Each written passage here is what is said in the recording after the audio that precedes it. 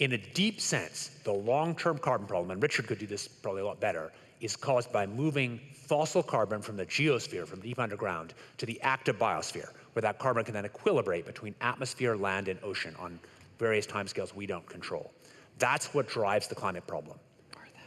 Nothing you do about planting a tree can undo putting a ton of carbon into that system.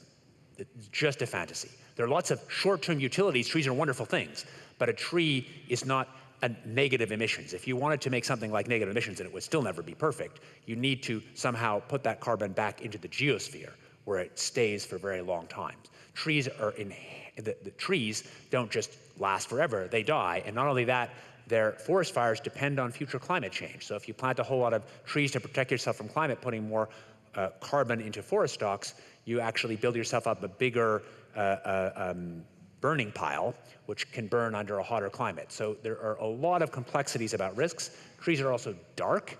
So trees in northern latitudes actually can be a wash for climate benefit because their carbon benefit is kind of offset by their albedo darkness.